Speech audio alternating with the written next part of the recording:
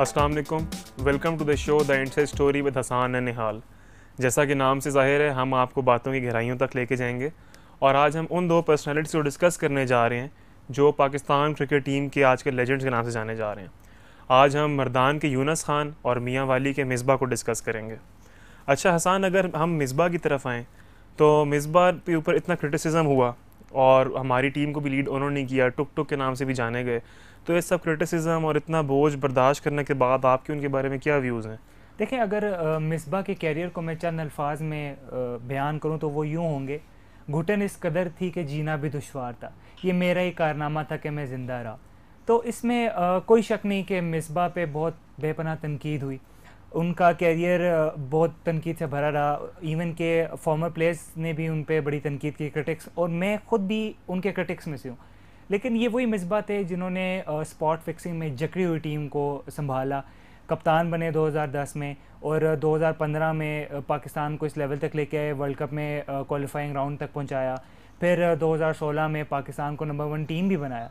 तो मिसबा अपनी टुक टुक जो आप कह रहे हैं, ये भी उन्होंने अपना एक दाग ख़त्म करने की कोशिश की ऑस्ट्रेलिया के ख़िलाफ़। ऑस्ट्रेलिया ऐसी तगड़ी बॉलिंग लाइनअप के ख़िलाफ़ इन्होंने आई गेस 56 बॉल सेंचुरी बनाई, सर वीवन रिचर्ड्स का रिकॉर्ड बराबर किया।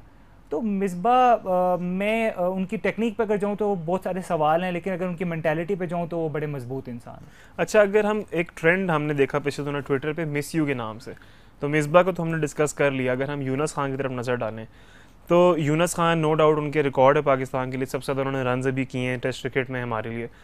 लेकिन ज़िंदगी ने जो उनके साथ किया, इतनी ट्रेजिडीज़ हुई उनके साथ, स्टिल उनका वो हमने उनका उन ट्रेजिडीज़ का इफेक्ट हमने क्रिकेट पर नहीं देखा।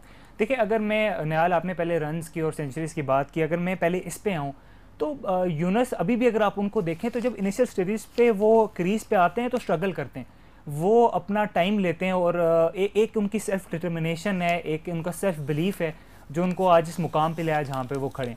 तो यूनस की नो डाउट पाकिस्तान की तरफ से सबसे ज़्यादा रन्स बनाने वाले, सबसे ज़्यादा सेंचुरीज बनाने वाले रहे। दूसरी बात, आपने एक बड़ा इम्पोर्टेंट और अहम पॉइंट उठाया कि ट्रेजेडीज से भरी पूरी उनकी कैरियर रहा। तो इसमें कोई शक नहीं, 2005 में अनफॉर्चुनेटली वो ऑस्ट्रेलिया टूर से वापस आ गए, उनके फादर की डेथ हो गई थी।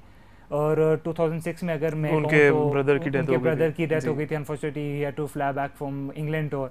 तो ये तनाज़ुर से भरा रहा है उनका सफ़र क्रिकेटिंग कैरियर। अच्छा, और मेरे ख्याल से जो हमारे कोच थे Bob Woolmer, I think his death was a big setback for him, क्योंकि उन्होंने अपने एक इंटरव्यू में कहा था कि उन्होंने उनको अपनी ज़िंदगी के वो राज बताए हुए थे जो उन्होंने उनकी फैमिली में भी किसी को नहीं पता थे, और उनको शायद ज़्यादा इतना इफेक्ट अपनी फैमिली की ट्रेजेडी से ना पड़ा हो जितना बॉब वुल्मर की वजह से वो इफेक्ट हुए थे।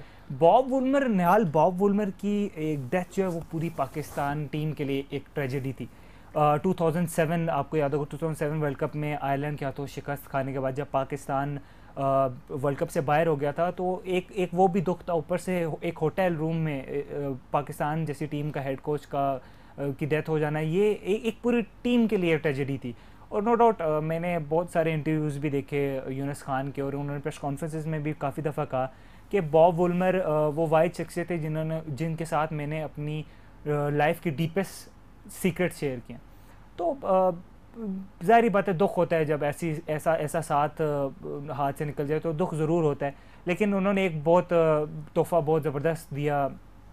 2009 cricket world cup, T20 world cup जीतने की खुशी में बॉब वुल्मर को एक ट्रिब्यूट पेश किया, और मेरे ख्याल से ट्रेजेडी पूरी टीम के लिए था, सिर्फ यूनस खान के लिए नहीं था। अच्छा, अगर हम वापस मिसबा और यूनस पे आएँ तो हमारे पास पहले भी बहुत अच्छे क्रिकेटर्स रहे हैं, आगे भी हम उम्मीद लगा सकते हैं। अगर मिसबा और यूनस को देखा जाए तो क्या हमें इन दोनों की कोई रिप्लेसमेंट मिलेगी, वो भी एक ऐसी सिचुएशन में जहाँ ना हमारे पास इंटरनेशनल टीम्स आ रही हैं। अभी रिसेंटली ICC 11 ने भी आने से मना कर दिया है, इंटरनेशनल क्रिकेट हमारे पास हो नहीं रही है, डोमेस्टिक पे हम कोई इन्वेस्टमेंट नहीं कर रहे। तो ऐसी सिचुएशन में हमें कोई नीचे से यंगस्टर्स मिलेंगे? देखिए निहाल, इंटरनेशनल टीम्स की जो आपने बात की, इंटरनेशनल टीम्स के लिए नो डाउट एक पॉइंट है, ये इसकी तरफ हमें गौर करना पड़ेगा, बहुत जल्द गौर करना पड़ेगा। लेकिन इससे पहले ज़रूरी है domestic cricket, grass root level, under 19, under 21 level, क्योंकि बच्चा जब अंडर 21 तक आता है उसके बाद मैंने देखा कि गायब हो रहा है पाकिस्तान क्रिकेट से। तो इंटरनेशनल टीम से पहले ज़रूरी है कि हम डोमेस्टिक पे मेहनत करें, अपना सर्किट इतना स्ट्रॉन्ग बनाएं कि इंटरनेशनल जो हमारा डोमेस्टिक है PSL के अलावा भी वहाँ पे भी टीम्स खेलने के लिए, प्लेयर्स खेलने के लिए हैं। तो पहले हमें ग्रास रूट लेवल पे मेहनत की ज़रूरत है, पहले डोमेस्टिक को बहुत बहुत बेहतर करने की ज़रूरत है, पॉलिश करने की ज़रूरत है। अंडर 19 के बाद अंडर 21 में बच्चा गायब हो जाता है, इनको पॉलिश करने की ज़रूरत है, इनको प्रॉपर पाकिस्तान ए के मैचेस देने की ज़रूरत है, अंडर 19 के मैचेस टूर की ज़रूरत है। तो इंटरनेशनल प्लेयर्स हमारे पास ये यूनुस और मिसबा की रिप्लेसमेंट इस तरह फाउंड होगी। बाबर आजम, काफ़ी सारे यंगस्टर्स हैं, इनको प्रॉपर पॉलिश करने की ज़रूरत है।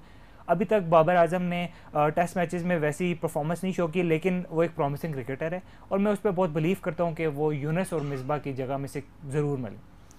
अच्छा चलें, आई थिंक अभी हमें ब्रेक लेनी चाहिए। We will back after a short break.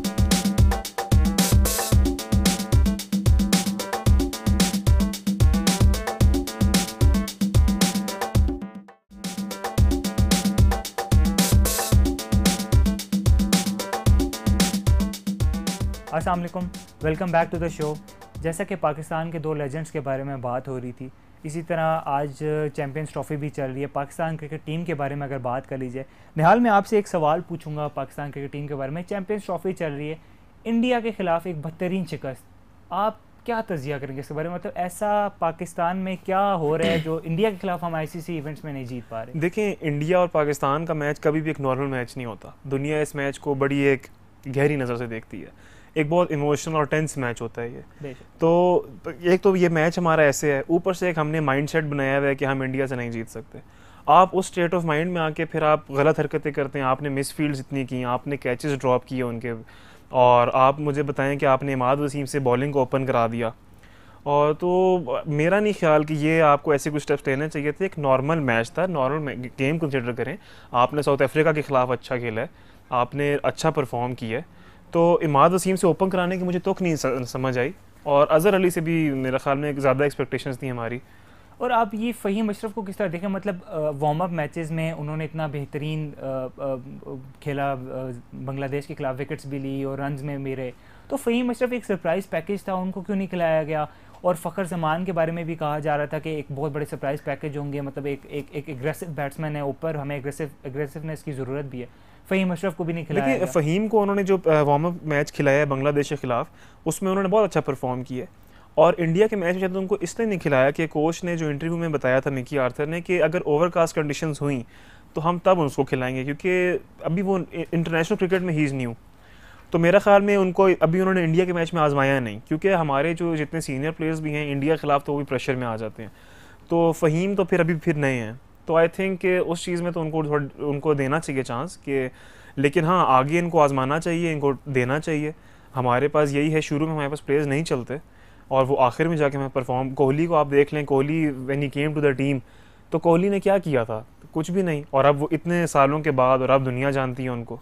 लेकिन ये आपको लगता है कि ये वही विनिंग कॉम्बिनेशन था हमारा, ये विनिंग प्लेइंग 11 जो था हमारे ये विनिंग कॉम्बिनेशन करता था? क्योंकि मैं इसलिए कह रहा हूँ, आप कैसे जस्टिफाई करेंगे ये वो अज़हर अली हमने ओपन में खिला दिए इतने इंपॉर्टेंट मैच में इंडिया के खिलाफ, जो हमारे ना वेस्ट इंडीज़ टूर का हिस्सा थे, इससे पहले इंग्लैंड टूर हो उसमें हमारा ओडीआई स्क्वाड का हिस्सा नहीं थे। तो फिर आपने इतनी बड़ी इवेंट में आईसीसी के उनको डायरेक्ट कैसे घुसा दिया? जब आप देखिए आसान, this is a big question, क्योंकि उनको आपने 2 मेन सीरीज़ में खिलाया नहीं और आप उनको ट्रॉफी में, जब चैम्पियंस ट्रॉफी की बारी है तो नाम उनका आपने प्लेइंग 11 में डाल दिया। अब ये सवाल तो मेरा ख्याल में पीसीबी वाले बेहतर जवाब दे सकते हैं। और जो ज़्यादा इसमें फैक्टर ये भी है कि पीसीबी में भी हमारे पास जो ऊपर टॉप फ्रेम बैठा हुआ है, उनका मेरे ख्याल में क्रिकेट से कोई ख़ास ताल्लुक़ नहीं है। तो जब सारी जिम्मेदारी कैप्टन और कोच पे आ जाती है, तो इनकी कोई प्लानिंग नहीं है। अज़हर अली मेरे ख्याल में जैसे उन्होंने हिट एंड ट्रायल के लिए यूज़ किया कि चलो ये इसमें चल पड़ेगा, और हम यूजुअली हम ऐसी प्लेयर्स को आजमाते हैं कि ये पिछली 2 सीरीज़ में नहीं चला तो अब चांस दो, चल पड़ेगा। उसमें चल पड़े तो अगले में खिला दो, अगले में ना चला फिर 2 सीरीज़ निकाल दो। तो ये हिट एंड ट्रायल है, तो एक माफ़ी है। मैं आपकी अगर बातों से बात आपकी सुनूं तो आप, मुझे लग रहा है कि आप सपोर्ट करें वसीम अकरम को, जो उन्होंने स्टेटमेंट दी है कि इतनी सियासत और इतनी पॉलिटिक्स पाकिस्तान नेशनल असेंबली में नहीं है जितनी नेशनल क्रिकेट अकेडमी लाहौर में। देखें, पॉलिटिक्स का तो खैर मैं ना ही डिस्कस करूँ तो अच्छा है, लेकिन पीसीबी में देखें वसीम भाई की बात क्योंकि देखें उमर अकमल भी हैं, एक बेहतरीन टैलेंट, एक मैं समझता हूँ कि पाकिस्तान में बेहतरीन नहीं हसन। देखें, नहीं, उमर अकमल का जब हम जिक्र कर रहे हैं तो पाकिस्तान में एक टाइम ऐसा भी आया है कि ये हमने शर्त समझ ली थी, जो मैं आप कह रहा हूँ ना, पाकिस्तानी माइंडसेट बन जाता है। एक शर्त थी कि एक अकमल लाजमी खेलेगा, चाहे वो उमर अकमल है, कामरान अकमल है या अदनान अकमल है। तो मैं तो कहता हूँ कि भी शुक्र है कि वो एक माइंडसेट ख़त्म हुआ है कि एक अकमल लाजमी खेलेगा। अभी तो शुक्र करें ये ख़त्म हुए, वरना इनके 3-4 भाई मैंने सुना और भी आ रहे थे। क्या आपको लगता है कि उमर अकमल डिजर्व नहीं करता था इस प्लेइंग 11 में, जहाँ पे इतने कमजोर मिडिल ऑर्डर में देखिए, उस बैट्समैन? उमर अकमल में टैलेंट बहुत है, लेकिन उनके एटीट्यूड का बहुत मसला है। तो उनका प्लेइंग एटीट्यूड नहीं है। वो जब वो ज़रूरत पड़ती है वो खेल लेते हैं, लेकिन जो एक उनका प्रॉपर एटीट्यूड होना चाहिए वो उसको इस्तेमाल नहीं कर तो रहे। क्या ये कोचेस का काम नहीं है कि पॉलिश करें बच्चे को? मतलब इतना बेहतरीन टैलेंट है उसके, मतलब जो ओवरसीज प्लेयर्स हैं वो तारीफ करते हैं, तो क्या ऐसे टैलेंट को ज़ाया कर दिया जाए? कोचेस का और क्या काम है? कोचेस का काम है उनकी गेम को पॉलिश करना। कोचेस उनके माइंडसेट का कुछ नहीं कर सकते।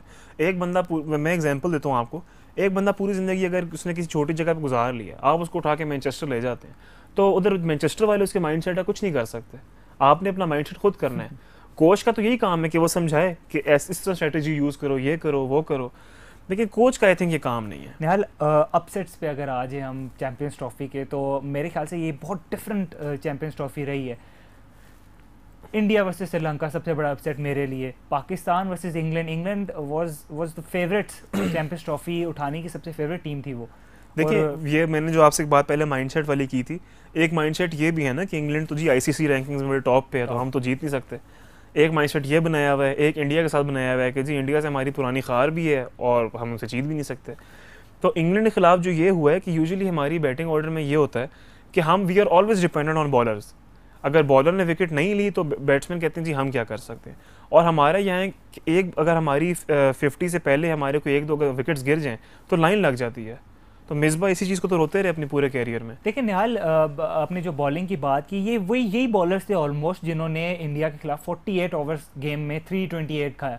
तो आपको नहीं लगता कि मतलब कुछ डिफरेंट था इस बार? फील्ड में एनर्जी नजर आ रही थी इंग्लैंड के? देखिए, इस दफ़ा शायद इनको थोड़ा एहसास हुआ था कि या तो ये जहन में ये सोच बैठे थे कि हम वापस जा रहे हैं, या इनको शायद एहसास हो गया। क्योंकि आप देखिए, अगर हम फील्डिंग को देखें तो इन्होंने बहुत ज़बरदस्त फील्डिंग की है, बॉलिंग इन्होंने बहुत ज़बरदस्त की है। अगर आसान बैटिंग को देखा जाए तो आई थिंक बैटिंग अभी भी हमारी इतनी इंप्रेसिव नहीं थी। हम जीत इसलिए गए हैं क्योंकि हमारे ओपनिंग पार्टनरशिप अच्छी चली हैं, हमारे प्लेयर्स अच्छे खेले हैं, और सारा कमाल हमारे बॉलर्स ने किया। क्योंकि हमें बॉलर्स ने सपोर्ट किया तो बैट्समैन हमारे कुछ हद तक चल पड़े हैं। और वही बात है कि आप जब यंगस्टर्स को मौका देंगे तो वो ज़रूर चलेंगे। एटीट्यूड में फ़र्क था, बेटर माइंडसेट बहुत अच्छा था इनका। निहाल, आईसीसी का बहुत बड़ा इवेंट आ रहा है 2019 क्रिकेट वर्ल्ड कप। आप मुझे बताएं कि क्या हम सही तरफ जा रहे हैं? क्या हम ये विनिंग कॉम्बिनेशन बना रहे हैं 2019 वर्ल्ड कप के लिए, या उधर भी जाके हम यही फंसते रहेंगे और इन्हीं प्लेयर्स को दोबारा बुलाएंगे जो 15-15 साल से परफॉर्म नहीं कर पाए? नहीं, हम बिल्कुल ठीक नहीं जा रहे। ये जो हम इंग्लैंड से मैच जीत गए हैं, टू बी ऑनेस्ट मुझे नहीं पता कैसे जीत गए, क्योंकि कोई उम्मीद नहीं थी। नहीं, लेकिन मेहनत की है, बच्चों ने मेहनत की है, ये ग्राउंड में गए थे तो यही पता लग रहा था। यही तो हसन, यही तो बात है ना कि बच्चों ने मेहनत की है। हमारे पास अहमद शहजाद और हफीज़ जो हैं, हम इन लोगों का क्या फ़ायदा है? अगर इनकी सीनियरिटी का हम कह रहे हैं कि जी टीम में सीनियर प्लेयर्स हैं, बहुत सपोर्ट हासिल है, तो छोड़ दें। हमने कुछ अर्सा पहले आई थिंक 2000 में या कब हमने पूरी टीम चेंज कर दी थी हमारी, बुरी तरह ऑस्ट्रेलिया से हम हारे थे, 50-50 पे हम आउट हुई थी हमारी पूरी टीम। तो क्या हुआ था? कुछ नहीं हुआ था ना। हमने जितनी लान तान तब करनी थी उतनी हमने अब करनी है। तो आप निकालें हफीज़ और शहजाद को, ये कर क्या रहे हैं टीम में, मुझे समझ नहीं आ रही। शहजाद अपने आप को हमें कोहली के लेवल का समझते हैं। कोहली बीइंग एन इंडियन, हमें उनसे चिढ़ तो बहुत है। दोनों ने इकट्ठा अंडर 19 डेब्यू किया, तो मैं हैरान हूँ कोहली कहाँ पहुँच गया, मतलब शहजाद कहाँ रहे? हसान माइंडसेट की बात है। उन्होंने, कोहली ने इतना जब अच्छा खेलना शुरू किया, उन्होंने अपने आप को इतना कुछ समझा नहीं। शहजाद ने एक चौका मारा तो वो अपने आप को समझने लग गए और कॉलर ऊपर हो जाते हैं उनके। निहाल, ये चैंपियंस ट्रॉफी की बात हो रही है और इसमें अगर मैं बात करूं राशिद लतीफ़ और वीरेंद्र सहवाग की, तो एक कमेंट्स की वॉर भी चल रही है इन दोनों में और सेल्फी वीडियोस बना के कुछ पैगाम दिया जा रहा है। तो आप ये मतलब इतने रिस्पॉन्सिबल प्लेयर्स दोनों कंट्रीज़ के एक दूसरे को ऐसी बातें कि ये आप किस तरह? देखिए, ये एक बहुत इमैच्योर हरकत मैं कहूँगा। अब लेकिन एक बात जो मैंने आपको पहले की थी कि पाकिस्तान इंडिया के मैच, और ये हमेशा बहुत अजीब सिचुएशन होती है। हमारे टॉक शोज़, जो हमारे पॉलिटिकल टॉक शोज़ भी होते हैं ना, जब पाकिस्तान इंडिया का मैच होता है वो भी उस पर आ जाते हैं। हमारे हामिद मीर टाइप लोग भी आके स्पोर्ट्स के ऊपर शुरू हो जाते हैं, क्योंकि this is not less than politics. हमारे पाकिस्तान इंडिया का मैच बहुत टेंस होता है, कमेंट्स होते हैं, कमेंट्स नॉर्मल गेम में भी होती हैं, तो फिर हम पाकिस्तान इंडिया की बात कर रहे हैं जहाँ अगर हम ना करें तो बाहर वाले कमेंट्स शुरू कर देते हैं। अब जहाँ तक कमेंट्स की बात है, ज़ाहिर है मैं वो कमेंट्स आपको भी पता है, मैं वो रिपीट तो नहीं कर सकता, लेकिन इंतहाई इमेच्योर हरकतें थी।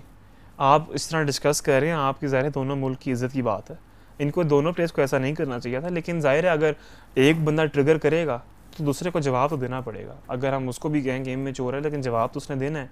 मुल्क की इज़्ज़त की बात है। आप किस तरह डायरेक्ट, अभी आप देख लें कोहली ने ट्वीट किया पिछले दिनों कि हम जी इंग्लैंड को फाइनल में देख लेंगे और हम ये वो, तो जब आप इतना आप करें तो अगले नहीं, बंदे को वैसे भी तो होता ये है। एक्सपेक्टेड भी नहीं था। पाकिस्तान वर अंडरडॉग्स इन दिस टूर्नामेंट, और ये एक्सपेक्टेड नहीं था वाकई में कि पाकिस्तान चैंपियंस ट्रॉफी के फाइनल में क्वालिफाई कर जाएगा।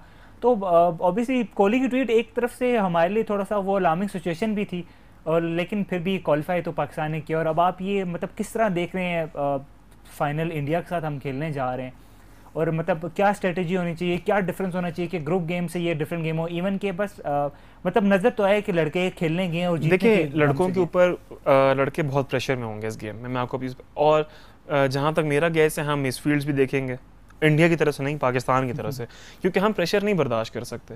हमारे पास अगर प्रेशर बर्दाश्त करने के लिए थे तो वो मिसबा और यूनस कर लेते थे, क्योंकि उनको पता था ये प्रेशर नहीं बर्दाश्त कर सकते। हफीज़ अल्लाह ना करे लेकिन एज यूजुअल वो इंशाल्लाह ओपनिंग पे आउट हो जाएंगे, तो वो कहना नहीं चाहिए लेकिन वो नहीं कर पाएंगे। मिसफील्ड्स भी होंगी। अगर हमने ये मैच जीतना है तो हम एज़ यूजुअल हम अपने बॉलर्स पे डिपेंडेंट हैं, और आई थिंक कि अगर ये टॉस जीत जाते हैं तो इनको पहले टारगेट देना चाहिए, ये बैटिंग करें, क्योंकि एंड में सारा हमारे बॉलर्स ने करना होता है। तो बॉलर्स उनको पीछे रिस्ट्रिक्ट कर देंगे तो हम एक मार्जिन से जीत सकते हैं। अगर आपने उनको दे दी पहले बैटिंग तो आई थिंक वो आपके थोड़ा डिफिकल्ट हो जाएगा।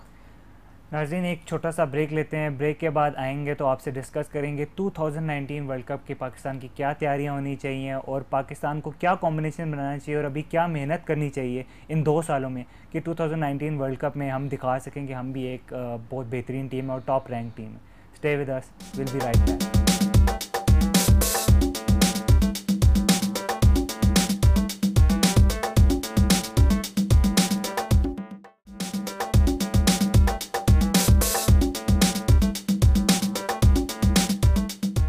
अस्सलाम वालेकुम, welcome back to the show. Nihal Pakistan की बात कर रहे थे और 2019 वर्ल्ड कप की तैयारियों की बात कर रहे थे। आपको नहीं लगता कि कॉम्बिनेशन में बहुत चेंजेस की ज़रूरत है?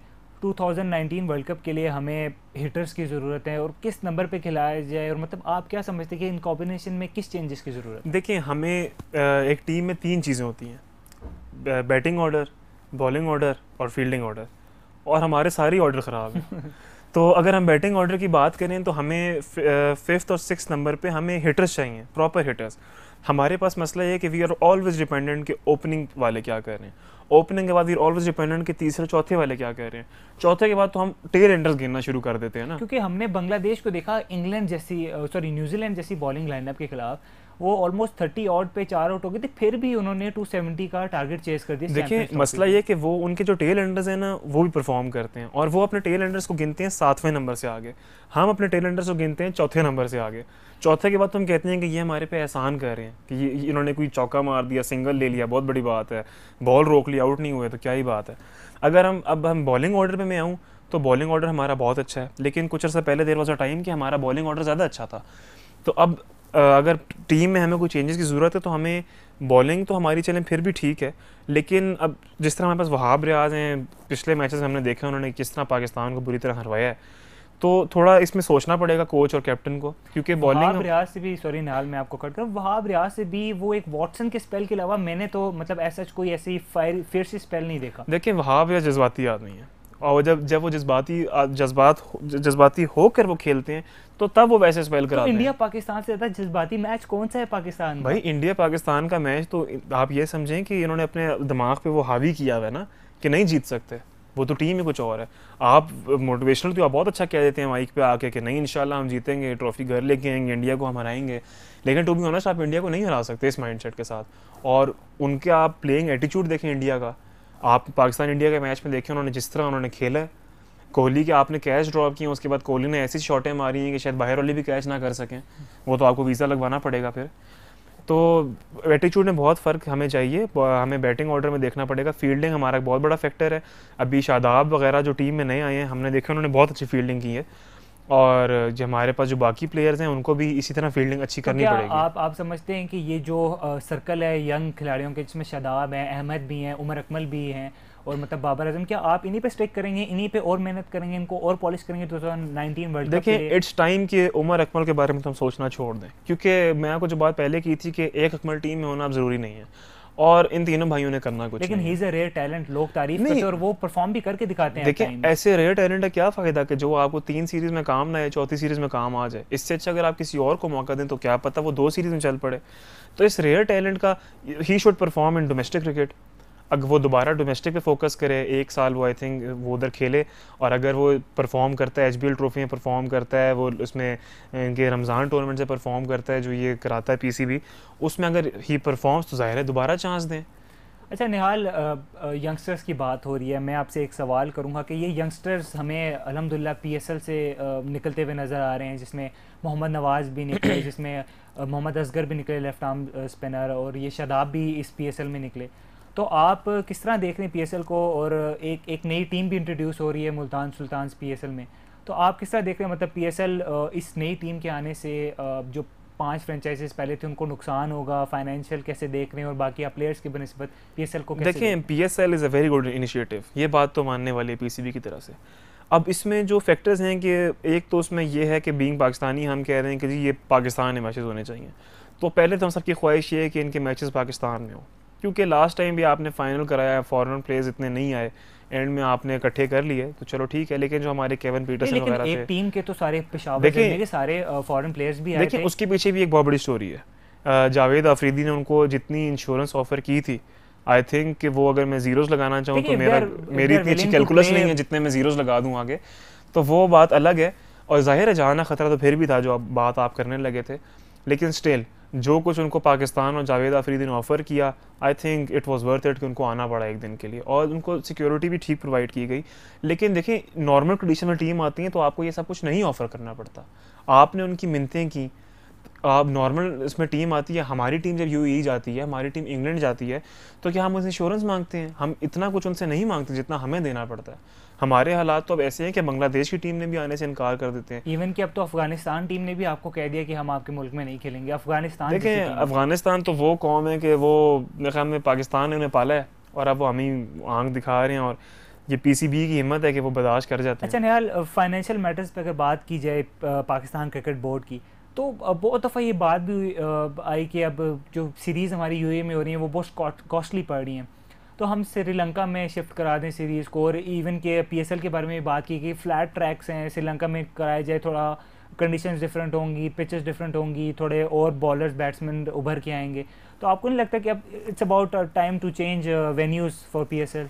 देखिए फाइनेंशली अगर हम बात करते हैं तो आई डोंट थिंक कि अभी इनको कोई फाइनेंशली कोई ख़ास मसला है, क्योंकि अगर इनको फाइनेंशली इतना होता तो ये अपना वेन्यू चेंज करते और ये पीएसएल को इंट्रोड्यूस ना कराते।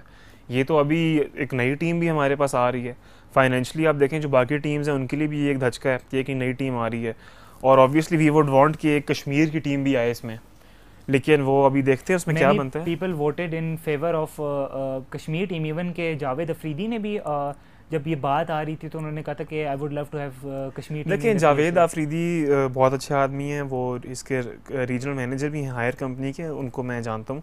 लेकिन जावेद अफरीदी जो वो कह रहे हैं कि मैं सपोर्ट करूँगा कश्मीर की टीम को और इस तरह, तो आई डोंट थिंक कि वो ख़ास उनका उसमें कोई है, क्योंकि कुछ होती है पॉलिटिक्स भी कुछ है इस गेम में। हमने देख लिया कि पीएसएल के बाद अफरीदी और जावेद अफरीदी भी अलग हो गए, शायद अफरीदी, तो वो क्यों अलग हुए हैं? क्योंकि सारी बात इन्वेस्टमेंट की आती है। नहीं, अफरीदी ने तो सिंपल स्टेटमेंट दी थी कि मेरे क्रिकेटिंग कैरियर पे कमेंट्स पास हो रहे थे, और देखिए इतनी क्रिकेट खेलने के बाद आई डोंट थिंक कि ये वजह है। जो वजह हमें नहीं पता, लेकिन आई थिंक कि कोई फाइनेंशली ही कोई मैटर्स थे, क्योंकि आई हैव हर्ड कि शायद अफरीदी ने भी बहुत इस इन्वेस्टमेंट की हुई थी इस टीम में। ऐसे तो नहीं है ना हसन, आप भी यहाँ पे शो करें, मैं आप पे कमेंट पास करूँ, आप शो छोड़ के चले जाएंगे। अच्छा मुझे आप एक बात बताइए, आप ये जो 6 टीम आई, अब आपको लगता है कि फाइनेंशियली कोई जो 5 फ्रेंचाइजीज पहले से उनको कोई इफेक्ट पड़ेगा, या फिर वो बहुत वेलकम करेंगे? क्योंकि लाहौर कलंदर्स के जो ओनर है फवाद राना, उन्होंने तो बड़ी खुशी का इजहार किया कि 6 टीम आई है, कॉम्पिटिशन बढ़ेगा। देखिए फवाद राना पे तो मैं कहता हूँ कि अल्लाह ने जितना उनको सब्र दिया है ना, वो किसी को नहीं दिया। बाकी टीम्स को ख़ास फ़र्क पड़ेगा नहीं, क्योंकि ये गेम है, तो इसमें दे वुड वांट कि कंपटीशन आए, और हम सबको ये कंपटीशन चाहिए। और तो मेरे ख्याल से 2-2 मैचेस भी टीम्स को ज़्यादा मिलेंगे अब इस तरह। तो वो देखिए ना, उनको पॉइंट ज़्यादा मिल जाएंगे, मैचेस ज़्यादा हो जाएंगे, तो वो आई थिंक कि वो उनको भी खुशी हुई होगी। लेकिन ऑब्वियसली वी वुड वांट कि एक कश्मीर की टीम आए, तो इंशाल्लाह फ्यूचर में ज़रूर कश्मीर टीम में। निहाल वापस आते हैं पाकिस्तान क्रिकेट टीम की तरफ।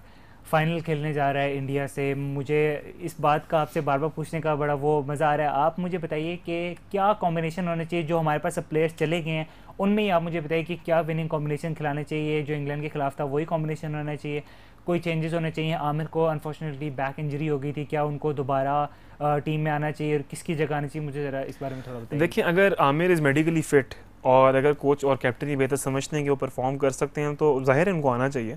लेकिन अगर वो इस हालत में फिट हैं कि वो वापस आ जाएँ और वो 3 ओवर के बाद वो उनको दोबारा कोई मोच वगैरह आ जाए या उनकी कमर में मसला हो जाए, जाना पड़ जाए, तो ये फिर हमारे लिए मसला है। पिछले मैचेस में भी जब आमिर को नुकसान हुआ है, वहाब रियाज को हमने ओवर्स दे दिए और वहाब ने जिस तरह पढ़वाई है पाकिस्तान को, तो आई थिंक कि उनको ये पहले ये कंफर्म करना पड़ेगा हिट एंड ट्रायल मेथड से। अगर पाकिस्तान टीम निकल आए तो बहुत अच्छा होगा, क्योंकि ये इसी तरह है कि कर दो, हो गया तो हो गया, ना हुआ तो ना हुआ।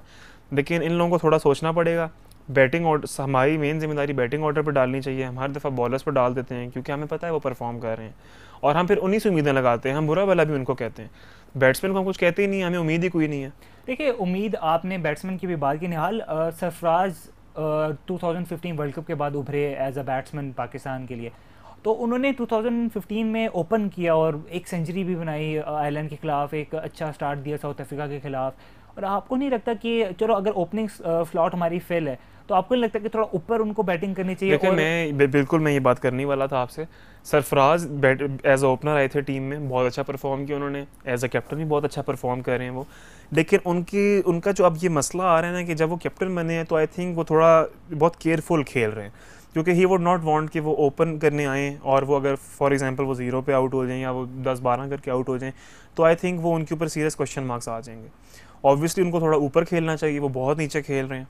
और जिस तरह पहले ओपन करते थे तो बीइंग एन ओपनर, और अगर वो एक प्रॉपर कैप्टनसी दिखाएं तो बिल्कुल ओपन करना चाहिए, क्यों नहीं करते, तो बिल्कुल करें। अच्छा, what about Hafeez? I mean he is one of the favourite of the critics of Pakistan cricket team, तो आप उनको कैसे देखते हैं? और वाकई में वो देखिए, मतलब ऐसे परफॉर्म भी नहीं हफीज़ का माइंडसेट ना वो जो कहते हैं ना गलियों क्रिकेट टीम वाला है कि कैप्टन भी मैं, पहला ओवर भी मेरा और ओपनर भी मैं। लेकिन ओवर्स में उन्होंने जब उन्होंने बॉलिंग कराई है, उन्होंने लेफ्ट हैंडर्स को स्पेशली फंसाया है, तो पाकिस्तान को उन्होंने ओवर्स बीच में निकाल के दिए। लेकिन डू यू थिंक कि he is the proper allrounder for the fourth spot? यही बात है ना कि he is not an proper allrounder. ठीक है, वो आपको बॉलिंग से परफॉर्म कर देते हैं, वो बैटिंग में आके 0 पे या 5-6 पे आउट हो जाते हैं, तो उसके बाद अगर वो आपको 1 या 2 विकेट्स दिलवाए थे ना, that is not a big deal. वो तो अगली टीम के टेल एंडर्स आके छक्का मार के पूरा कर लेते हैं। जो बात है कि ही इज़ एन ऑलराउंडर, वो 2 विकेट्स भी लें, वो बैटिंग भी अच्छी करें। बैटिंग में वो परफॉर्म नहीं कर रहे और एज अ बॉलर उनको टीम में रखा नहीं गया, वो हैं ऑलराउंडर। अगर वो इनमें से एक भी चीज़ें परफॉर्म नहीं करे तो he should be thrown out. अच्छा निहाल, आपने वार्म अप मैचेस मिला के चैम्पियंस ट्रॉफी में 6 मैचेस खेले अभी तक, और आपने उमर अकमल की जगह हारिस सोहेल को बुलाया, और आपने एक मैच में भी, हालांकि आपका मिडल ऑर्डर बहुत स्ट्रगल कर रहा है, आपने फिर भी एक मैच में भी हारिस सोहेल को ट्राई नहीं किया। तो मतलब फिर क्यों बुलाया गया इन प्लेयर्स को जब आपका मिडल ऑर्डर स्ट्रगल भी कर रहा है? क्यों हफीज़ को ड्रॉप नहीं किया जा रहा? और मतलब आपने अगर खिलाना ही है तो आप प्रॉपर 5 बैट्समैन 6 बैट्समैन के साथ जाएं, 5 बॉलर्स के साथ जाएं। ये क्या कॉम्बिनेशन बना रहा है पाकिस्तान? इसके 2 रीज़न्स हैं, और 2 रीज़न्स में एक वसीम अकरम भाई वाला रीज़न है जो उन्होंने बात की थी कि इतनी सियासत तो शायद असेंबली में नहीं जीती पीसीबी में, और दूसरा ये कि थोड़ी पिच कंडीशंस होती हैं, जिस तरह हमने फ़खर को नहीं खिलाया, तो ये थोड़ा कंडीशंस देखनी पड़ती हैं। कोच जो हमारे पास हैं निकी आर्थर, मैं तो बड़ा उनको अप्रिशिएट कर रहा हूँ, मैं उनकी डॉक्यूमेंट्री कल देख रहा था, तो जिस तरह उनके इमोशंस हैं पाकिस्तानी टीम के लिए, जिस तरह बॉब वुलमर के इमोशंस थे, तो उनको तो हम क्वेश्चन नहीं कर सकते, लेकिन आसान वो आखिर कितना करें। फिर ये आप मुझे बताइए, ये इमोशन जाते किधर जब आप एक विनिंग कॉम्बिनेशन नहीं बना पाते, जब आप एक प्रॉपर 11 प्लेइंग 11 नहीं बना पाते? मतलब इमोशंस तो फिर वो तो जज्बात तो सारी कोई सॉफ्टवेयर तो है नहीं कि हम उसमें नाम एंटर करें और बता दें कि ये आपका विनिंग कॉम्बिनेशन है, इतने % आप हो गया। ठीक है, ये एक गेम है, आपने उनका रिकॉर्ड देख के, आपने उनका बैटिंग स्टाइल देख के, आपने उनका एटीट्यूड देख के टीम बनानी होती है। दैट रिप्रेजेंट्स योर, क्या कहते हैं, विनिंग 11 टीम। ठीक है, अब कॉम्बिनेशन उनको इस तरह बनाना पड़ेगा कोच को कि उनको हर एक बंदे को देखना पड़ेगा। जहाँ तक इमोशंस की बात है, emotions don't win you game. ठीक है, इमोशंस अपनी जगह हैं, वो बॉब वुलमर के भी इमोशंस बहुत थे। व्हेन ही डाइड तो उनकी बात पता चली थी कि उन्होंने कहा था कि मुझे दफनाना भी पाकिस्तान में, जो उनकी बात पता चली थी। तो इमोशंस से हम गेम नहीं जीतते। ठीक है, इमोशंस उनके हैं, बहुत अच्छी बात है, हमारी भी उनके साथ बहुत एफिलिएशन है, लेकिन उनको एक टीम बनानी पड़ेगी अब। अच्छा निहाल, मुझे आप ये बताइए, मैं अगर जुनैद खान की बात करूं तो he has been ignored from PCB. उन्होंने पाकिस्तान कप में भी बहुत परफॉर्म किया और सडनली वहाब रियाज को तरजीह दी गई उन पे हमेशा, और जब अनफॉर्चुनेटली वहाब रियाज इंजर्ड हो गए और जुनैद खान को खिलाया गया तो उन्होंने बहुत परफॉर्म किया। और यही बात मोहम्मद यूसुफ भी, वसीम अकरम भी करते थे कि जुनैद खान को खिलाएं, उससे फ़ायदा लें, वो अभी फॉर्म में है अपने, और उन्होंने परफॉर्म करके दिखाया। उन्होंने मेन मैचेस में आमिर के बाद मेन स्ट्राइक बॉलर आपके बन के दिखाए। तो ये क्या पसंद नापसंद की क्रिकेट होती रहेगी, और ये मतलब कब तक ये ऐसा चलता रहेगा? ऐसे तो हम आईसीसी इवेंट्स के मैं तो समझता हूँ कि हम चाहे टॉप 10 में से भी बाहर हो जाएं। देखें, वो दिन तो करीब ही लग रहा है जो आप कह रहे हैं कि बाहर हो जाए, लेकिन आई थिंक हम इस पे इतना कमेंट नहीं कर सकते। ये पीसीबी और कोच और कैप्टन के दरमियान गेम है, ये ट्राई का है इनका पूरा, तो ये इन्हीं को सॉल्व करना पड़ेगा। हमें नहीं पता कि व्हाट आर द रीजंस, क्या पता हम अपनी तरफ से तनकीद कर दें कि इसके पीछे कोई लॉजिक हो प्रॉपर, तो हमें नहीं पता। बस हम दुआ कर सकते हैं कि एक अच्छा कॉम्बिनेशन हो, पाकिस्तान का नाम है, पाकिस्तान का नाम रोशन हो, वरना जिस तरह हॉकी टीम को कोई नहीं जानता तो वो पाकिस्तान क्रिकेट टीम को कोई नहीं जानता। लास्ट क्वेश्चन, मुझे आप ये बताइए कि 2019 वर्ल्ड कप में क्या आप इन यंगस्टर्स को पाकिस्तान टीम में देख रहे हैं, या फिर आप समझते हैं कि एक और धचका लगने लगा और फिर दोबारा से टीम चेंज होने लगी? देखें, ये तो मुझे पूरी उम्मीद है कि धचका लगने लगा है, क्योंकि हमारा मसला ये है कि हम जब यंगस्टर्स को हम मौका देते हैं तो उसके बाद हम अगली सीरीज़ में उनको नहीं आजमाते, कि नहीं उनको रेस्ट दिया जा रहा है। भाई एक सीरीज़ खेल लिया तो रेस्ट किस चीज़ का? तो अल्लाह करे कि जो परफॉर्म करें इनको दोबारा मौका दिया जाए। लेकिन हमारे यहाँ आसान एक और बड़ा फैक्टर है ना, कि हमारे यहाँ जिसको मौका दिया जाता है वो परफॉर्म कर देता है। हम कहते हैं हाँ ये टीम ये बंदा सेट हो गया, लेकिन फिर वो शर्जील खान टाइप लोग होते हैं जो परफॉर्म करके फिर वो पैसे खा लेते हैं। अब अगर हम शादाब वगैरह को भी हम इतना ऊपर वो ले जाएँ और कल को ये भी इस तरह कुछ करें, तो आई थिंक उसके पीछे ये रीज़न भी होता है। देखिए, ये आपके अपने भी मेरे ख्याल से रीजंस रहे हैं कि आपने आमिर को भी खिला दिया, तो अब तो मतलब एक आपको एक एग्जांपल सेट करनी चाहिए थी। ऐसे तो अब ये चलता रहेगा। इसी तरह क्रिकेट बोर्ड के कोचेस के लिए भी एग्जांपल सेट करनी पड़ेगी, वरना ये आपने स्पॉट फिक्सिंग। देखिए, आमिर का रीज़न ये था कि उसने शुरू में ही मान लिया था, and I think he was very immature at that stage. मैं आज भी ये कहता हूँ कि आमिर को दोबारा टीम में नहीं आना चाहिए, लेकिन देखिए शमूलियत तो उनकी भी थी उस बिल्कुल थी। में। मैं यही कह रहा हूँ कि अगर मेरे से पूछा जाए तो आमिर को टीम में नहीं आना चाहिए था, लेकिन अब आ गए हैं, तो अगर हम उस चीज़ पर कमेंट करें तो आई थिंक कि एफिलिएशंस थी थोड़ी उनके साथ, उन्होंने शुरू में ही मान लिया था। नए नए बच्चे टीम में आए थे और he wanted to play cricket. अभी आप देख रहे हैं सलमान बट वगैरह किधर वापस टीम में आएंगे? आई डोंट थिंक कि वो आएंगे। नहीं, ग्रीन सिग्नल दे दिया इंजमाम उल हक ने चीफ सिलेक्टर ने कि अनकरीब उनको आजमाया जाएगा। देखिए, थोड़ा मुश्किल है, क्योंकि अगर आजमाना होता तो अनकरीब में हमारे पास ये चैम्पियंस ट्रॉफी की सीरीज़ आ गई थी, तो आई थिंक कि अगर आजमाना होता सलमान बट एज ओपनर आ जाते, लेकिन उनको नहीं आजमाया गया, और अच्छा हुआ नहीं आजमाया गया। क्योंकि देखिए, अगली टीम जिससे आप खेल रहे हो, और आप खेल भी इंग्लैंड से रहे थे इस सीरीज़ में, तो इंग्लैंड एक उनके जहन में माइंडसेट था कि ये वही सारे हैं, और just in case they offer you more zeros और आप वही प्लेयर्स आपके दोबारा बिक जाते, तो कहाँ के रहते आप? मैं तो कहता हूँ आईसीसी ने अभी तक पाकिस्तान की टीम को बैन नहीं किया, बड़ी बात है। लेकिन पाकिस्तान मतलब आप कह रहे हैं कि अभी 2019 तक स्ट्रगल ही करेगा? देखिए, स्ट्रगल हमारी टीम करेगी अनलेस के थोड़ा इस पर ज़्यादा एफर्ट्स पुट किए जाएँ। पीसीबी के ऊपर, टॉप हायरार्की को भी थोड़ा सोचना पड़ेगा इसके ऊपर। बाकी सरफराज कैप्टन की अच्छी करें, तो let's just pray and hope. नाजरीन, पाकिस्तान क्रिकेट टीम पे बात हो रही थी, और मैं अगर ये कहूँ तो गलत नहीं होगा कि हमें आज नहीं तो कल कड़वा घूंट ज़रूर पीना पड़ेगा। हमें पाकिस्तान क्रिकेट के बारे में सिंसियर होकर सोचना पड़ेगा। डोमेस्टिक में चेंजेस की ज़रूरत है, पीएसएल को और बेहतर करने की ज़रूरत है। और नाज़रीन, मैं उम्मीद करता हूँ कि आपको आज का शो पसंद आया होगा। हमें फ़ीडबैक ज़रूर दीजिएगा। इंशाल्लाह आपसे मुलाकात होगी अगले शो में। तब तक के लिए मुझे और निहाल को इजाज़त दीजिए। अल्लाह हाफ़िज़।